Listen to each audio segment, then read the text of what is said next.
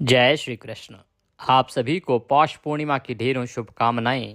प्रिय दर्शकों, आज पौष मास पूर्णिमा है। आप सभी को अवश्य सुननी चाहिए सत्यनारायण व्रत कथा।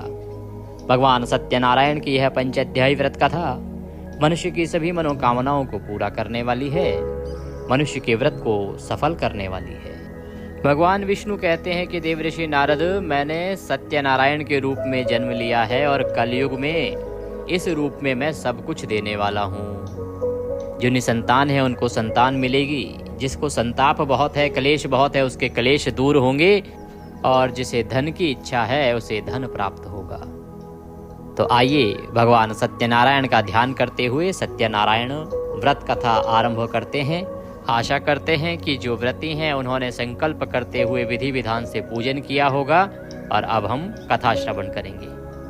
कथा आरंभ करें उससे पहले आपसे निवेदन है कि यह श्री सत्यनारायण कथा का वीडियो है, तो कृपया वीडियो को एक बार लाइक अवश्य कर दीजिएगा और जितना हो सके शेयर कीजिए, क्योंकि आज आप जब इसे किसी को भेजेंगे और आपके द्वारा भेजे गई वीडियो से कथा वो सुनेंगे तो आपको पुण्य की प्राप्ति होगी। अपने व्रत की सफलता के लिए कमेंट बॉक्स में अवश्य लिखिएगा जय सत्यनारायण भगवान।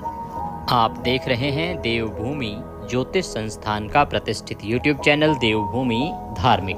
हम यहाँ पर सभी व्रत और त्योहारों की सही शास्त्रीय जानकारी प्रदान करते हैं। ज्योतिष शास्त्र और पंचांग के आधार पर आपको बताते हैं कौन सी तिथि कब है, व्रत आदि कब करना है, क्या विधि, क्या नियम और क्या गलती नहीं करनी है।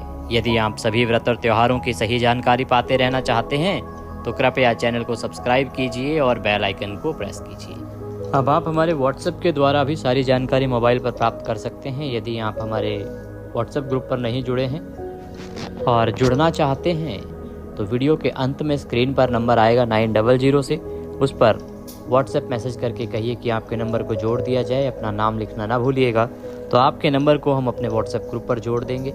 उससे सभी व्रत और त्योहारों की सही जानकारियाँ सीधे आपके मोबाइल पर आती रहेंगी, कोई वीडियो छूटेगा नहीं, और आपको अगर कुछ पूछना भी होगा तो उसके भी उत्तर आपको प्राप्त होते रहेंगे। आइए भगवान सत्यनारायण के चरणों में मन को लगाते हुए, उनका ध्यान करते हुए कथा आरंभ करते हैं। बोलिए सत्यनारायण भगवान की जय। अथ श्री पौष मास पूर्णिमा उपलक्ष्ये सत्यनारायण व्रत कथायां प्रारंभ। प्रथमो अध्यायः। एकदा नैमिषारण्ये ऋषये शौनकादये प्रपच्छुर्मुनयः सर्वे श्रुतं पौराणिकम्। व्यास जी ने कहा कि एक समय शौनक आदि सभी मुनिगण नैमिषारण्य में एकत्र हुए और उन्होंने कलयुग में लोगों के हित के लिए वेदों व पुराणों के ज्ञाता श्री सूत जी से पूछा, हे सूत जी, हे वेद वेदांग के ज्ञाता, इस कलयुग में वह कौन सा व्रत तप है जिसके करने से मनवांछित फल मिलता है। हे महामुने, कृपा करके हमें कलयुग में पापों से छुटकारा पाने और धन धान्य देने वाला कोई उपाय बताएं। हम सब ऋषि मुनि आपके श्री मुख से वह उपाय सुनना चाहते हैं। तो श्री सूत जी महाराज जो हैं वो नैमिषारण्य में पहुँचे। वहाँ जो एकत्र ऋषि थे, ऋषियों का काम होता है सामान्य जन की पीड़ा को समझना और उसके लिए उत्तम उपाय खोजना। तो आज के समय में क्योंकि मनुष्य परेशान था इसी चीज़ से कि मुक्ति कैसे मिले, धन कैसे मिले और परेशानियों से छुटकारा कैसे मिले, तो जैसे ही सूत जी वहाँ आए तो ऋषियों ने पूछा, प्रभु ऐसा कोई उपाय है क्या, ऐसा कोई व्रत है क्या जिससे कि इस सामान्य मनुष्य के जीवन में जो पाप रूपी कर्म आते हैं उनसे छुटकारा मिल जाए और उसे धन धान्य की प्राप्ति भी हो जाए और ज़्यादा अधिक मेहनत भी ना करनी पड़े, क्योंकि सामान्य मनुष्य अधिक मेहनत तो कर नहीं सकता। उन्होंने सूत जी से निवेदन किया तो सूत जी कहते हैं कि हे मुनि श्रेष्ठ, तुम धन्य हो जिसने प्राणियों के हित के लिए ऐसा उत्तम प्रश्न किया है। भाई आप सब सामान्य जन की इतना चिंता करते हैं, आप लोग धन्य लोग हैं। कहते एक बार ऐसा ही प्रश्न नारद जी ने भगवान कमलापति से किया था, वही मैं आपको सुनाता हूँ कि एक बार नारद जी भी इसी प्रकार का प्रश्न लेके भगवान विष्णु के पास पहुंचे थे। तो भगवान विष्णु ने जो प्रत्युत्तर दिया था, जो संवाद हुआ था, वह मैं तुम्हें सुनाता हूँ। एक समय की बात है कि नारद जी जो है पृथ्वी पर भ्रमण कर रहे थे। भ्रमण करते करते पृथ्वी लोक को देखा और पृथ्वी लोक को देख के, वहाँ के लोगों की चिंताओं को देख के, लोग परेशान हो रहे हैं उनको देख के, और कैसे वो बार बार जन्म लेते हैं, कर्मों को भोगते हैं और पाप किस प्रकार से उन्हें परेशान कर रहे हैं, इनको देख के वो भगवान विष्णु के वैकुंठ को पहुंचे। उनका ये जो भ्रमण था ये तीनों लोगों की प्राणियों के कल्याण के लिए था और परोपकार की भावना के लिए था। तो पृथ्वीलोक में जाकर उन्होंने जो कोई देखा, तरह तरह के लोग दुख भोग रहे हैं, बार बार जन्म लेते हैं, मृत्यु को प्राप्त होते हैं, इससे वे बड़े परेशान हुए, विचलित हुए। और फिर वो भगवान विष्णु के धाम यही विचार करते करते पहुंच गए कि किस प्रकार से इन सामान्य जन का और इस पृथ्वी पर रहने वाले प्राणियों का उद्धार किया जा सकता है, कैसे इस चक्र से उन्हें मुक्त किया जा सकता है। वहां पहुंचे तो वहां भगवान विष्णु 4 भुजाधारी शेषशैया पर विराजे हुए थे। उन्होंने एक हाथ में शंख, एक में चक्र, एक में गदा, एक में कमल धारण किया हुआ था। उनके गले में सुंदर वनमाला पड़ी थी, बड़ी ही सुंदर शोभा थी प्रभु की। नारद जी ने मुग्ध भाव से उन्हें देखा। जब भगवान की शोभा को कोई भी देखे तो वह मुग्ध हो ही जाता है। एकटक देखते रहे। देखने के बाद फिर उन्हें ध्यान आया कि वो तो कुछ पूछने आए हैं। तो बोले, हे श्री हरि, मन और वाणी से परे हे अनंत शक्तिधारी, मैं आपको प्रणाम करता हूँ। हे प्रभु, आपका ना तो आदि है, ना ही मध्य है और ना ही अंत है। आप इससे सर्वथा ही मुक्त हैं। हे सर्वात्मा के आदिकरण, मैं आपको नमस्कार करता हूँ। नारद जी की स्तुति सुनकर भगवान विष्णु मुस्कुराए और मुस्कुराकर पूछा, हे नारद, तुम्हारे मन में अवश्य ही कोई ऐसी बात है जिसके कारण तुम यहाँ आए हो। और परमेश्वर तो अंतर्यामी है, सब जानते हैं, पर लीला तो करते हैं सबके साथ। तुम्हारे मन में क्या है, मुझे सब कुछ बताओ। भगवान नारायण ऐसा कहने लगे।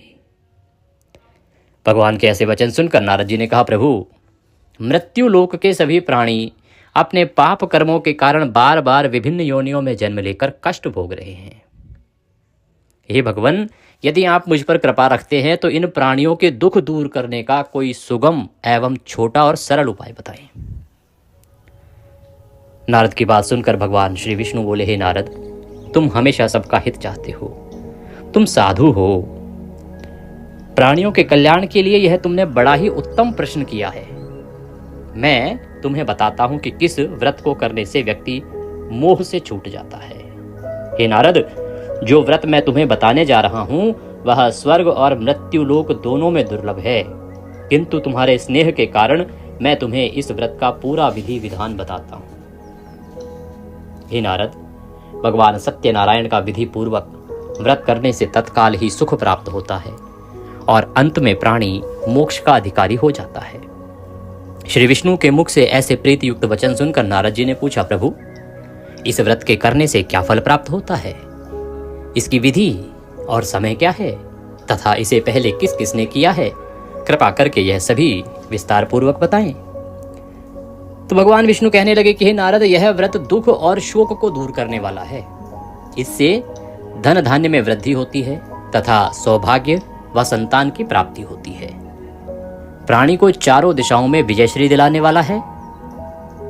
इस व्रत को व्यक्ति किसी भी दिन पूरी श्रद्धा व भक्ति से कर सकता है। भगवान ने कहा, ये सब कुछ देता है। धन, किसी को धन की लालसा है, निर्धन है तो धन देगा। पुत्र की लालसा है, पुत्र देगा। किसी के जीवन में शोक है, संताप है, उसको दूर करेगा। जो संकट है उसको दूर करेगा। मनुष्य की सभी परेशानियों का हल है ये व्रत। सायंकाल धर्म में पूरी आस्था रखते हुए बंधु बांधवों सहित किसी ब्राह्मण के सहयोग से भगवान श्री सत्यनारायण जी का पूजन करना चाहिए। सवाया प्रसाद बनाना चाहिए। सवाया अर्थात 1.25 किलो 125 ग्राम, इस प्रकार से। प्रसाद में केले का फल, घी, दूध आदि तथा गेहूं का आटा लेना चाहिए।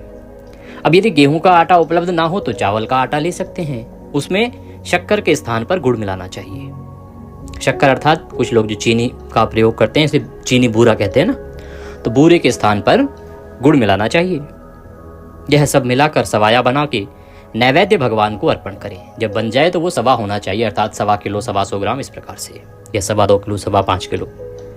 इसके बाद कथा सुनकर प्रसाद ग्रहण करना चाहिए तथा ब्राह्मणों को दक्षिणा देनी चाहिए। बंधु बांधवों सहित ब्राह्मणों को भोजन कराकर स्वयं भी भोजन करना चाहिए। प्रसाद आदि ग्रहण करने के बाद भजन कीर्तन आदि करना चाहिए। फिर भगवान सत्यनारायण का स्मरण करते हुए सभी बंधु बांधव अपने घरों को प्रस्थान करें। इस प्रकार जो भी भगवान श्री सत्यनारायण जी का व्रत पूजन करता है उसकी सभी मनोकामनाएं अवश्य ही पूर्ण होती हैं। इस कलयुग में दुख एवं दरिद्रता से छुटकारा पाने का इससे छोटा कोई उपाय नहीं है। श्री स्कंद पुराण के रेवाखंड की सत्यनारायण व्रत कथा का यह प्रथम अध्याय यहाँ पूर्ण हुआ। बोलो सत्यनारायण भगवान की जय। श्रीमन्नारायण नारायण नारायण लक्ष्मी नारायण नारायण नारायण भजमन नारायण नारायण नारायण श्रीमन्नारायण नारायण नारायण। द्वितीय अध्याय। सूतवाच। सूत जी बोले, हे मुनीश्वर, पहले इस व्रत को किस किस ने किया, अब मैं तुम्हें इस विषय में बतलाता हूँ। ये व्रत कैसे करना है ये तो बता दिया, अब इससे पहले की घटनाएं क्या हैं कि भाई इस व्रत को किया किस किस ने, वो भी सुनिए। बहुत ही रमणीय स्थल काशीपुरी में एक बड़ा ही निर्धन ब्राह्मण रहता था। वह भूख प्यास से दुखी यहाँ वहां भटक कर भिक्षा मांगकर अपना पेट भरता था। इस ब्राह्मण को दुखी देखकर ब्राह्मणों से प्यार करने वाले भगवान विष्णु बड़े व्यथित हुए, बड़े दुखी हुए। फिर एक दिन वे बूढ़े ब्राह्मण का वेश धारण करके पृथ्वी पर आए और पृथ्वी पर आकर उस ब्राह्मण से बोले, हे विप्र, तुम इतने दुखी होकर इस पृथ्वी पर क्यों भटक रहे हो? कृपा करके मुझे अपनी विपदा बताओ। ब्राह्मणो वाचः ब्राह्मणोति दरिद्रोहम भिक्षार्थम वै भ्रमे महिम उपायम यदि जानासि कृपया कथय प्रभु। तो ब्राह्मण बोला, हे बंधु, मैं अत्यंत ही निर्धन और दुखी हूं। क्या आप इस निर्धनता से मुक्त होने का कोई उपाय जानते हैं? यदि जानते हैं तो बताएं। मैं वह उपाय अवश्य ही करूंगा जिससे मुझे इस कष्टपूर्ण जीवन से मुक्ति मिल जाए। बूढ़े ब्राह्मण ने कहा, सत्यनारायण स्वरूप भगवान विष्णु सबको मनचाहा फल देने वाले हैं, अतः हे विप्र, तुम उन्हीं का उत्तम व्रत व पूजन करो। भगवान सत्यनारायण का व्रत व पूजन करने से मनुष्य के सब दुख दूर हो जाते हैं। हे भगवान, गरीब ब्राह्मण ने कहा, कृपया मुझे इस व्रत का विधि विधान बताएं। आपके अनुसार बताए हुए मैं इस उत्तम फल प्रदान करने वाले व्रत को अवश्य ही करूंगा। बूढ़े ब्राह्मण वेशधारी भगवान विष्णु ने उसे सत्यदेव भगवान के व्रत का पूजन बताया और पूजन बताकर वहां से अंतर ध्यान हो गए। निर्धन ब्राह्मण ने मन ही मन में संकल्प लिया कि वह बूढ़े ब्राह्मण द्वारा जो बताया गया ये व्रत है इसको अवश्य ही करेगा, और इन्हीं विचारों के कारण उसे रात भर नींद नहीं आई। दूसरे दिन वह इस संकल्प के साथ भिक्षाटन के लिए निकला, भिक्षा के लिए निकला कि आज जो कुछ भी भिक्षा में मिलेगा उससे मैं सत्यनारायण जी का व्रत और पूजन करूंगा। उस दिन उसे भिक्षा में काफी सारा द्रव्य प्राप्त हुआ, काफी सारी दक्षिणा प्राप्त हुई, धनराशि प्राप्त हुई। उसी से ब्राह्मण ने अपने बंधु बांधवों सहित सत्यनारायण भगवान का व्रत किया और व्रत के प्रभाव तथा भगवान सत्यदेव की कृपा से वह संपत्तिवान हो गया, उसको खूब संपत्ति हो गई। तब से उस ब्राह्मण ने प्रति माह व्रत रखना आरंभ कर दिया और अंत में सब पापों से मुक्त हो मोक्ष को प्राप्त हुआ। हे विप्रो, इस प्रकार पृथ्वी पर जो कोई श्रद्धा पूर्वक इस व्रत को करेगा उसके सभी दुख दूर होंगे। श्रीमन नारायण जी ने यही वचन नारद जी से कहे थे।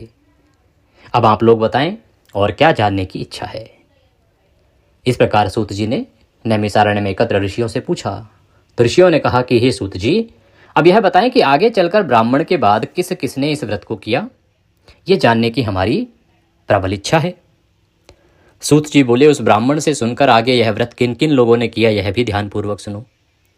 वह ब्राह्मण धन धान्य से भरपूर होकर एक बार व्रत कर रहा था कि एक लकड़हारा वहां आया। लकड़ी का बोझ बाहर रखकर वह प्यास बुझाने के उद्देश्य से ब्राह्मण के घर में गया। वहां उसने ब्राह्मण को देखा जो अपने बंधु बांधवों सहित भगवान सत्यनारायण का व्रत और पूजन कर रहा था। वह सब देखकर लकड़हारे को बड़ी उत्सुकता हुई। उसने ब्राह्मण को प्रणाम करके पूछा, हे प्रभु, हे ब्राह्मण देव, आप यह किसका पूजन कर रहे हैं और इस पूजन का क्या फल मिलता है? कृपा करके विस्तार पूर्वक बताएं। तो ब्राह्मण बोला, हे भाई लकड़हारे, यह हम भगवान सत्यनारायण का व्रत और पूजन कर रहे हैं। सत्यदेव भगवान का यह व्रत सभी मनोरथों को सिद्ध करने वाला और शुभ फलदायी है। उन्हीं की कृपा से मेरे घर में यह सब धन धान्य और सुख वैभव आया है। यह जानकर लकड़हारा बहुत प्रसन्न हुआ। वह प्रसाद ग्रहण करके तथा जल पीकर बाहर आया और अपना गट्ठर उठाकर लकड़ी बेचने के लिए शहर को चल दिया। रास्ते में चलते चलते उसने सोचा कि आज ये लकड़ियां बेचकर जो भी धन मिलेगा उससे मैं भी भगवान सत्यनारायण का व्रत और पूजन करूंगा। यह संकल्प करके वह उस बस्ती की ओर चल दिया जहां नगर के अमीर लोग रहते थे। भगवान सत्यनारायण की ऐसी कृपा हुई कि उस दिन उसे उन लकड़ियों के दूने दाम प्राप्त हुए। जितने की लकड़ियां होती थी उससे दुगनी कीमत में वो लकड़ियां बिकी। लकड़हारा बड़ा प्रसन्न हुआ। तो लकड़हारे ने प्रसन्न होकर रास्ते से ही पके केले, शक्कर, घी, दूध और गेहूं का आटा सवाया बनवा लिया और अपने घर की ओर चल दिया। क्योंकि धन उसे प्राप्त हो गया था, उसने सवाया प्रसाद भगवान के लिए बनवाया और घर की ओर चल पड़ा। घर आकर लकड़हारे ने अपने भाई बंधु बांधवों सहित विधि पूर्वक भगवान का पूजन किया, व्रत किया और व्रत के प्रभाव से वह पुत्रवान हो गया, धनवान हो गया। उसे पुत्र की प्राप्ति हुई, धन लक्ष्मी की प्राप्ति हुई और फिर इस लोक में चिरकाल तक सुख भोग कर अंत में भगवान सत्यनारायण की कृपा से उनके लोक में चला गया। इति श्री स्कंद पुराणे रेवाखंडे सत्यनारायण व्रत कथायां द्वितीयो अध्यायः संपूर्णः। बोले विष्णु भगवान की जय, बोले सत्यनारायण भगवान की जय। श्रीमन्नारायण नारायण नारायण, लक्ष्मी नारायण नारायण नारायण, भजमन नारायण नारायण नारायण, श्रीमन्नारायण नारायण नारायण। तृतीयो अध्यायः, तीसरा अध्याय प्रारंभ करते हैं। सूत उवाचः पुनरग्रे प्रवक्ष्यामि शृणुध्वं मुनि सत्तमः। सूत जी बोले, हे मुनियों, अब मैं इसे आगे की कथा सुनाता हूँ, ध्यान पूर्वक सुनो। पूर्व काल में उल्कामुख नाम का एक बुद्धिमान राजा था। वह बड़ा ही जितेंद्रिय एवं सत्यवादी था। जितेंद्रिय से अभिप्राय होता है जिसने सभी इंद्रियों को जीत रखा है, अर्थात उस पर ना तो काम, मोह, मद किसी प्रकार का कोई प्रभाव नहीं होता। तो वह जितेंद्रिय था और सत्यवादी भी था, सदा सच बोलता था। वह नित्य प्रति मंदिरों आदि में जाता था और मंदिरों आदि में जाकर ब्राह्मणों को दान दक्षिणा देकर प्रसन्न रखता था, ब्राह्मणों की सेवा किया करता था। उसकी रानी बड़ी ही पतिव्रता और सुमुखी थी। एक बार वे राजा रानी भद्रशिला नदी के तट पर भगवान सत्यनारायण का व्रत कर रहे थे। उसी समय साधु नामक एक वैश्य धन धान्य से भरी अपनी नौका लेकर वहां पहुंचा। तो राजा रानी जब भद्रशिला नदी पर भगवान सत्यनारायण का व्रत पूजन कर रहे थे तो एक व्यापारी था। वैश्य का अभिप्राय होता है वैश्य अर्थात व्यापारी। साधु उसका नाम था। वो साधु कोई साधु मुनि नहीं था, उसका नाम साधु था और वह वैश्य था अर्थात व्यापारी था। वो अपनी धन धान्य से भरी नौका लेकर वहां पहुंचा। साधु वैश्य ने नाव को किनारे पर लगाकर व्रत पूजन में व्यस्त राजा रानी को देखा। फिर उनके निकट जाकर विनयपूर्वक राजा से बोला, हे राजन, आप इतने भक्तिभाव से यह किस देवता का पूजन कर रहे हैं? कृपा करके यह सब वृतांत मुझे भी बताएं। राजा उसकी विनय सुनकर बोला, हे वैश्य, हम अपने बंधु बांधवों सहित विष्णु भगवान जैसे तेजस्वी भगवान श्री सत्यनारायण जी का व्रत और पूजन कर रहे हैं। यह सब हम पुत्र आदि की प्राप्ति के लिए कर रहे हैं। राजा की बात सुनकर साधु बोला, महाराज, आप कृपा करके मुझे इस व्रत के संबंध में सारा विधान बताएं ताकि मैं भी यह व्रत करूं। मेरी भी कोई संतान नहीं है, क्या इस व्रत के प्रभाव से मेरे संतान हो जाएगी? अवश्य होगी वैश्य, भगवान सत्यदेव किसी को कभी निराश नहीं करते। यह कहकर राजा ने उसे व्रत से संबंधी पूरा विधि विधान बता दिया। सब कुछ जान लेने के बाद वैश्य खुशी खुशी अपने घर चल दिया। घर पहुंचकर उसने अपनी पत्नी लीलावती को सब कुछ बताया और फिर बोला, यदि हमारे घर संतान हुई तो हम भी सत्यनारायण भगवान का व्रत करेंगे। उसकी पत्नी यह सुनकर बहुत प्रसन्न हुई। इस प्रकार दिन गुजरने लगे और कुछ समय बाद लीलावती गर्भवती हो गई। 10वें माह में उसने एक सुंदर कन्या को जन्म दिया। यह कन्या चंद्र की कला की भांति दिनों दिन बढ़ने लगी। इस कन्या का नाम रखा गया कलावती। एक दिन लीलावती ने अपने पति से कहा, स्वामी, आपने कहा था कि जब हमारे संतान उत्पन्न हो जाएगी तब आप भगवान सत्यनारायण का व्रत व पूजन करेंगे। अब आप अपने संकल्प के अनुसार यह कार्य क्यों नहीं करते? तो साधु नामक वह वैश्य बोला, प्रिय, हम कन्या के विवाह के समय ये व्रत कर लेंगे। इसके बाद वह वैश्य पुनः अपने काम से दूसरे नगर को चला गया। इधर कन्या भगवान सत्यनारायण की कृपा से तेजी से बढ़ रही थी। एक दिन वैश्य ने पुत्री को सहेलियों के साथ विचरण करते देखा तो उसे सुधि आई कि कन्या काफी सायानी हो गई है, बड़ी हो गई है और अब इसका विवाह कर देना चाहिए। अतः पत्नी से विचार विमर्श करके उसने शीघ्र ही कन्या के योग्य वर तलाशने के लिए अपने दूतों को भेज दिया।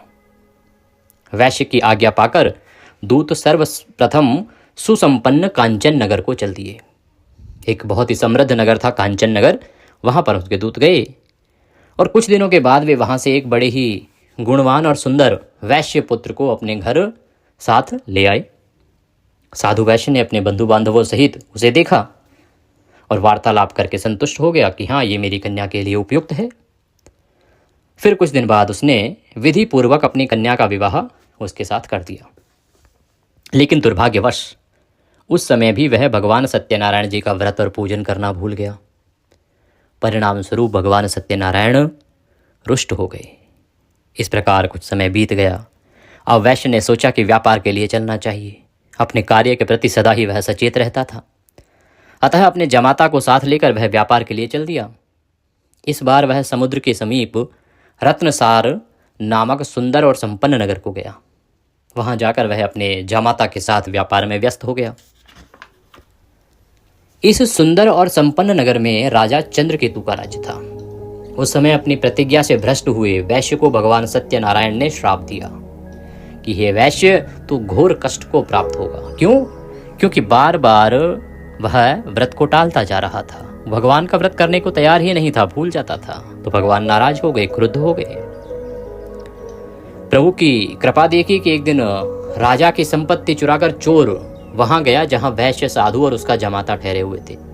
एक चोर ने राजा की संपत्ति चुराई महल से और वहां पहुंच गया जहां वह साधु वैश्य और जमाता ठहरे हुए थे। अब उस चोर के पीछे राजा के सिपाही लगे हुए थे। अतः डर के मारे उसने सारा जो राजा का चुराया हुआ धन था वो वहीं छोड़ दिया और वहां से आलोप हो गया, अर्थात भाग गया। उसके पीछे पीछे सिपाही आए। सिपाहियों ने देखा कि राजा का धन यहाँ रखा हुआ है और देखा कि पास में ही वो दोनों वैश्य और उसका जमाता सोए हुए हैं। अतः चोरी के अपराध में उन दोनों को बंदी बना लिया कि यही दो चोर हैं। हर्षित होकर सिपाहियों ने जाकर राजा को बताया, महाराज, राजमहल में चोरी करने वाले दो चोरों को हम पकड़ लाए हैं, आप देखकर आज्ञा दें। भगवान सत्यनारायण की कृपा ऐसी हुई कि राजा ने बिना कुछ देखे वाले और विचार किए आज्ञा दी कि उन दोनों को बंदी गृह में डाल दिया जाए। भगवान जो चाहते हैं वही होता है। भगवान श्री सत्यनारायण जी की माया से किसी ने भी उनकी बात नहीं सुनी। उन्होंने बहुत प्रयास किया कि भाई हमने नहीं चुराया, हम तो ऐसे ऐसे हैं, पर किसी ने उनको सुना ही नहीं। जब प्रभु क्रुद्ध होते हैं तो ऐसा ही होता है। राजा चंद्रकेतु की आज्ञा से उनका सारा धन भी छीन लिया गया। उधर भगवान के श्राप के कारण वैश्य की पत्नी भी बहुत दुखी हो गई। उसके घर की सारी संपत्ति चोर ले गए।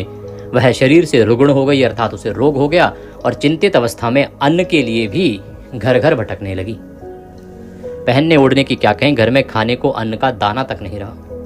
ऐसा ही हाल उसकी पुत्री कलावती का भी था। एक दिन भूखी प्यासी कलावती एक ब्राह्मण के यहां गई जहां उसने भगवान सत्यनारायण जी का व्रत व पूजन होते देखा। उसने वहां बैठकर बड़ी श्रद्धा से कथा सुनी और प्रसाद लेकर रात को अपने घर लौटी। घर आने पर उसकी माँ ने पूछा, बेटी, इतनी रात तक तू कहाँ थी तथा तेरे मन में क्या है? भाई माँ को चिंता होती है कि बेटी कहाँ थी रात तक। तो कलावती ने माँ को बताया कि माँ, मैं एक ब्राह्मण के घर गई थी और वहां पर सभी मनोकामनाओं को पूर्ण करने वाले भगवान सत्यनारायण का व्रत होते हुए देखा। मैंने वहां कथा भी सुनी और श्रद्धा पूर्वक कथा श्रवण करके प्रसाद आदि लेके आई। कन्या की बात सुनकर वैश्य की पत्नी को तत्काल ही स्मरण हो आया। जैसे ही उसने सुना सत्यनारायण भगवान व्रत, उसे याद हो गया जो घटनाक्रम घटा था, जो वैश्य ने आके बताया था कि वो सत्यनारायण का व्रत करेगा यदि संतान हुई तो, कि कैसे उसके पति ने व्रत करने का संकल्प लिया था किंतु आज तक व्रत नहीं किया। उसने सोचा कि संभव है इसीलिए हम पर यह संकट, ये कष्ट आ गए हैं। ये सोचकर उसने तत्काल निर्णय लिया कि अपनी पुत्री के साथ वह भी इस व्रत को करेगी। और दूसरे ही दिन लीलावती ने अपने बंधु बांधवों सहित व्रत किया और भगवान सत्यदेव से प्रार्थना की कि उसके पति व जमाता शीघ्र ही लौट आएं और प्रभु सत्यनारायण उनके अपराध को क्षमा करें। लीलावती द्वारा किए गए व्रत और उसकी प्रार्थना को सुनकर भगवान सत्यदेव प्रसन्न हो गए। उसी रात उन्होंने राजा चंद्रकेतु को दर्शन देकर आज्ञा दी कि हे राजा, सवेरा होते ही उन दोनों वैश्यों को मुक्त कर दे तथा उनका छीना हुआ धन उनको लौटा दे। यदि ऐसा नहीं करेगा तो मैं धन धान्य और पुत्रों सहित तेरे राज्य का नाश कर दूंगा। इतना कहकर भगवान अंतर्ध्यान हो गए। सुबह राजा उठा, उसकी आंखें खुली तो उसने सभी सभासदों को अपने स्वप्न के विषय में बताया और फिर सबसे विचार विमर्श करके आदेश दिया कि चोरी के अपराध में बंदी उन वैश्यों को तत्काल ही छोड़ दिया जाए और हमारे समक्ष लाया जाए। सिपाही आदर सहित उन दोनों को राजा के सामने ले आए। दोनों ने नम्रता से राजा को नमस्कार किया। वे डर रहे थे कि न जाने राजा अब क्या आज्ञा दे दें, लेकिन उन्हें देखकर बड़े ही आदर भाव से राजा ने कहा, भगवान ने आपको कष्ट दिया है, किंतु अब डरने की कोई आवश्यकता नहीं है। यह कहकर राजा ने बेड़ियां कटवाकर उनकी हजामत वगैरह बनवाई और गहनों वस्त्रों से उन्हें अलंकृत कर उनकी खूब प्रशंसा की। उनका जो धन छीना था उससे दुगना धन देकर उन्हें विदा किया। दोनों ने राजा को प्रणाम किया, धन लेकर खुशी खुशी अपने घर को चल दिए। इति श्री स्कंद पुराणे रेवाखंडे सत्यनारायण व्रत कथायां तृतीयोऽध्यायः संपूर्णः।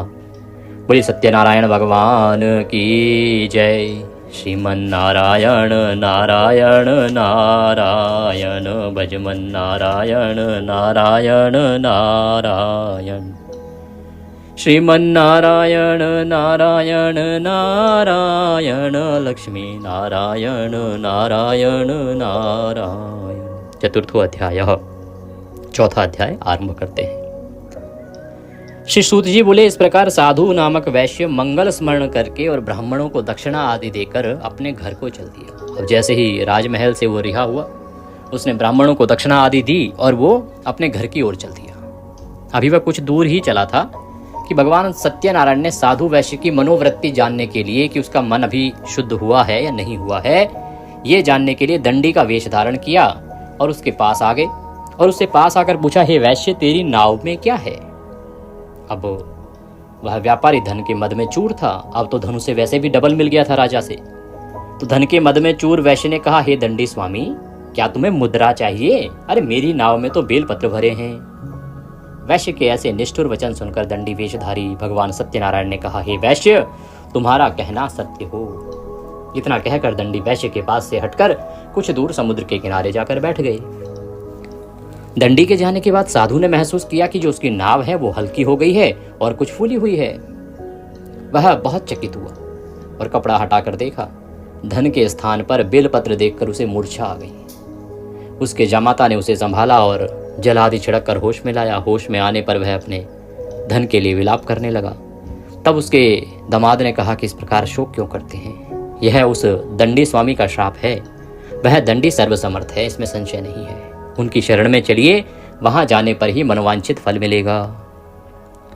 दामाद का कहना मानकर वैश्य दंडी स्वामी की शरण में गया और प्रणाम करके आदरपूर्वक बोला, हे प्रभु, मैंने जो कुछ भी आपसे कहा था उसके लिए मुझे क्षमा कर दें। ऐसा कहते समय वह महाशोक से व्याकुल हो उठा, जिसे कहते हैं ना, अंदर से पछतावा होने लगा। वैश्य को रोते देख दंडी स्वामी ने कहा, रो मत। सुनो साधु, तुम मेरी पूजा से विमुख हुए हो। हे कुबुद्धे, इसीलिए मेरी आज्ञा से ही तू बार बार दुख भोग रहा है। अब वैश्य को सारी बात समझ में आ गई। वह विनती करते हुए बोला, हे प्रभु, आपकी माया को तो ब्रह्म आदि भी नहीं समझ सके, फिर मैं भला आपकी लीला को कैसे समझ सकता हूँ? ब्रह्मादि भी आपके अद्भुत रूप व गुणों को नहीं जानते हैं। हे भगवान, मुझ पर प्रसन्न हो। मैं माया से भ्रमित मूढ़ बुद्धि आपको कैसे पहचान सकता हूँ? मैं अपनी सामर्थ्य अनुसार आपकी पूजा करूंगा, कृपया प्रसन्न हो। हे प्रभु, मेरा धन जैसा पहले था वैसा ही कर दें, मैं आपकी शरण में हूं, मेरी रक्षा करें। इस प्रकार कहने लगा। वैश्य के ऐसे भक्तियुक्त वचनों को सुनकर भगवान सत्यनारायण प्रसन्न हुए और वैश्य को मनचाहा वरदान देकर अंतर्ध्यान हो गई। तब वैश्य अपनी नाव पर आया तो उसने उसे धन से भरा पाया। वह बोला, भगवान सत्यदेव की कृपा से मेरी मनोकामना पूर्ण हुई है। फिर उसने अपने जमाता और साथियों के सहित भगवान सत्यनारायण की पूजा की। भगवान सत्यदेव की कृपा पाकर साधु बहुत प्रसन्न हुआ। फिर नाव द्वारा अपने देश को चल दिया। अपने नगर के तट पर पहुंचकर उसने एक दूत को अपने घर भेजा। दूत ने साधु वैश्य के घर जाकर बताया कि आपके पति और जमाता सकुशल लौट आए हैं। ये जानकर वैश्य की पत्नी लीलावती अति प्रसन्न हुई। उस समय वह अपनी पुत्री के साथ भगवान सत्यनारायण की कथा व पूजन कर रही थी। किसी भी पत्नी को जब पता लगता है कि उसके पति जो दूर कहीं गए थे किसी दूसरे देश में या किसी दूसरे राज्य में कमाने के लिए, जिनका कुछ पता भी नहीं था, वो लौट आए हैं तो उसे बहुत प्रसन्नता होती है। उसी प्रकार लीलावती को भी बड़ी प्रसन्नता हुई। उसने कथा समाप्त की और कथा समाप्त करके प्रसाद ग्रहण किया और अपनी पुत्री से बोली, बेटी मैं जाकर तेरे पिता को देखती हूँ, तू प्रसाद आदि ग्रहण करके आ जाना। और ये कहकर वो चली गई। कन्या ने काम समाप्त किया और बिना प्रसाद व चरणामृत ग्रहण किए ही जल्दी जल्दी में वह भी अपनी पति से मिलने के लिए चल दी। प्रसाद ग्रहण न करके वह पति के पास पहुंची। इस प्रकार प्रसाद का अपमान करते देख भगवान सत्यदेव रुष्ट हो गए। उन्होंने उसके पति तथा धन से भरी नाव को जल में डुबो दिया। यह देखकर कन्या को बड़ा दुख हुआ और वह चक्कर खाकर भूमि पर गिर पड़ी। नाव को डूबते तथा कन्या को मूर्छित देखकर साधु को बड़ा आश्चर्य हुआ। मल्लाह भी अचरज करने लगे। लीलावती बेटी की ऐसी हालत देखकर बड़ी व्याकुल हुई और अपने पति से बोली, स्वामी नाव सहित जमाता कहाँ और कैसे गायब हो गए? मुझे तो लगता है यह अवश्य ही किसी देवता का कोप है। आखिर भगवान सत्यनारायण की लीला को कौन समझ सका है? यह कहकर वह पुत्री के साथ विलाप करने लगी। उसकी पुत्री ने कहा कि वह भी अपने पति के वियोग में यहीं जल समाधि ले लेगी। यह देखकर वैश्य बड़ा दुखी हुआ। उसे समझते देर नहीं लगी कि यह भगवान सत्यदेव के कुपित हो जाने के कारण ही हुआ है। पुत्री या पत्नी से अवश्य ही कोई भूल हुई है। आखिर उनकी माया को कौन समझ सकता है? मैं स्वयं भी उनकी माया से मोहित हूं। उसने उन्हें अपने पास बुलाकर अपनी शंका व्यक्त की, अर्थात अपनी पुत्री को और पत्नी को बुलाया और उन्हें बताया कि मुझे शंका है, कहीं ऐसा तो नहीं कि भगवान सत्यनारायण की पूजा में कोई अपराध हुआ हो। और बोला, मैं विधि विधान से भगवान सत्यनारायण का पूजन करूंगा, वे मेरी पुत्री को क्षमा करें। वह बार बार भगवान से क्षमा याचना करने लगा तो भगवान सत्यदेव उस पर प्रसन्न हो गए। तभी आकाशवाणी हुई, हे साधु, तेरी पुत्री मेरा प्रसाद छोड़कर अपने पति को देखने आई थी, इसी कारण इसका पति नौका सहित अदृश्य हो गया है। यदि यह घर जाकर प्रसाद ग्रहण करके आए तो इसका पति इसे अवश्य ही मिल जाएगा, इसमें कोई संशय नहीं है। वैश्य की पुत्री ने भी वो आकाशवाणी सुनी। वह तत्काल ही घर गई, प्रसाद ग्रहण किया और जब कन्या लौट कर आई तो उसका पति सही सलामत वहां उपस्थित था। यह देखकर वह बहुत प्रसन्न हुई और पिता से बोली, हे पिताजी अब घर को चलिए, अब क्या देर है? पिता बोला, हे बेटी हमें भगवान सत्यदेव का पूजन करना है। यह कहकर साधु ने सबके साथ मिलकर भगवान सत्यनारायण की कथा व पूजन किया। फिर अपने बंधु बांधवों व जामाता सहित घर आ गए। उस दिन के बाद से वह प्रत्येक पूर्णिमा व संक्रांति को भगवान सत्यनारायण का पूजन करते हुए अनेक सुख भोगता हुआ अंत में भगवान सत्यनारायण के वैकुंठ लोक को चला गया, जो देवताओं के लिए भी दुर्लभ है तथा जहां सत रज तम तीनों गुण अप्रभावी रहते हैं। इति श्री स्कंद पुराणे रेवाखंडे सत्यनारायण व्रत कथायां चतुर्थो अध्याय संपूर्णः। बोले सत्यनारायण भगवान की जय। श्रीमन्नारायण नारायण नारायण, भजमन नारायण नारायण नारायण, लक्ष्मी नारायण नारायण नारायण, श्रीमन्नारायण नारायण नारायण। पंचमो अध्याय, पांचवा अध्याय आरंभ करते हैं। सूत जी ने कहा, हे मुनिगणों सुनो, अब मैं तुम्हें इससे आगे की कथा सुनाता हूं। तुंगध्वज नामक एक राजा था जो अपनी प्रजा का संतान की भांति पालन करता था, किंतु भगवान सत्यनारायण का प्रसाद ना लेने से उसे बहुत दुख उठाने पड़े थे। एक दिन राजा शिकार खेलने वन में गया था। वहां उसने बहुत से जीवों का शिकार किया। वहीं एक वट वृक्ष के नीचे उसने कुछ ग्वालों को भगवान सत्यनारायण का पूजन करते देखा, किंतु गर्व के कारण अर्थात मद के कारण ना तो वह पूजन स्थल तक गया और ना ही भगवान को प्रणाम किया। फिर भी गोप ग्वाले प्रसाद लेकर राजा के पास आ गए। प्रसाद राजा के समीप रखकर वे पूजन स्थल को लौट गए। राजा ने प्रसाद की ओर देखा भी नहीं, जिसके कारण उसे बड़ा ही दुख भोगना पड़ा। उसके 100 पुत्र, धन धान्य व राज्य सभी कुछ नष्ट हो गया। अतः राजा वहीं वापस पहुंचा जहां भगवान सत्यदेव का पूजन हो रहा था। वहां जाकर राजा ने ग्वाल वालों के संग भगवान सत्यनारायण का पूजन किया और क्षमा याचना की। इससे भगवान सत्यनारायण प्रसन्न हो गए। उनकी कृपा से उसे पुत्र आदि सब कुछ पुनः प्राप्त हो गया। फिर इस जीवन में सुख भोगकर अंत में वह सत्यनारायण भगवान के लोक को चला गया। इस परम दुर्लभ सत्यनारायण व्रत को जो भी धारण करता है और इसकी फलदायी कथा को भक्ति पूर्वक सुनता है, उसे श्री सत्यनारायण की कृपा से भरपूर धन धान्य आदि प्राप्त होते हैं। दरिद्री धन पाते हैं, बंदी बंधनों से मुक्त हो जाते हैं, भयग्रस्त का भय मिट जाता है। यह निसंदेह सत्य है। इस कथा व व्रत के प्रभाव से व्यक्ति जीवन भर सुख भोग कर अंत में सत्य लोक को पाता है। हे विप्रों, यह मैंने सत्यनारायण व्रत की कथा कही।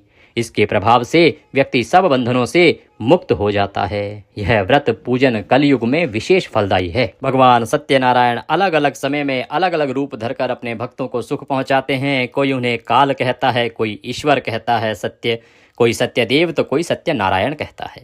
अनेक रूप धरकर भी वे मनचाहा फल देने वाले हैं। कलयुग में सत्यव्रत रूपी भगवान सत्यनारायण ही होंगे। सभी को मनचाहा फल देने के लिए भगवान विष्णु ने सत्यनारायण का रूप धर लिया है। हे मुनिगणों, जो इस कथा का नित्य पाठ करेंगे अथवा सुनेंगे, श्री सत्यनारायण की कृपा से उनके समस्त पाप नष्ट हो जाएंगे।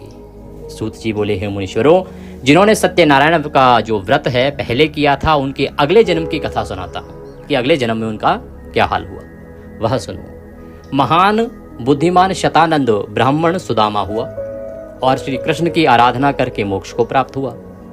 जो लकड़ी बेचने वाला लकड़हारा था वो भील गुहराज बना और श्री राम जी की सेवा करके मोक्ष का अधिकारी हुआ। राजा उल्कामुख जो थे वो महाराज दशरथ हुए और श्री रंगनाथ की पूजा करके वैकुंठवासी हुए। साधु नामक जो वैश्य था वह सत्यव्रतधारी मोरध्वज राजा बना।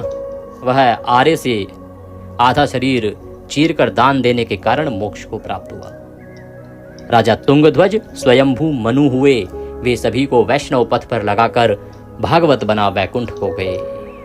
इति श्री स्कंद पुराणे रेवाखंडे सत्यनारायण व्रत कथायाम पंचमो अध्याय संपूर्णः। स्कंद पुराण के रेवाखंड में वर्णित सत्यनारायण व्रत कथा का ये 5वां अध्याय यहाँ पूर्ण होता है। बोलिए सत्यनारायण भगवान की जय। श्रीमन नारायण नारायण नारायण, भजमन नारायण नारायण नारायण, लक्ष्मी नारायण नारायण नारायण, श्रीमन नारायण नारायण नारायण। इसी के साथ सत्यनारायण व्रत कथा यहाँ पूर्ण होती है। आइए अब आरती करते हैं। खड़े हो जाइए और आरती करना आरंभ कीजिए। जय लक्ष्मी रमणा स्वामी, जय लक्ष्मी रमणा, सत्यनारायण स्वामी जनपातक हरणा। ओम जय लक्ष्मी रमणा, रत्न जड़ित सिंहासन, अद्भुत छवि राजे, नारद करत निरांजन, घंटा ध्वनि बाजे। ओम जय लक्ष्मी रमणा, प्रकट भये कलि कारण, ध्वज को दर्श दियो, बूढ़ो ब्राह्मण बन कर कंचन महल कियो।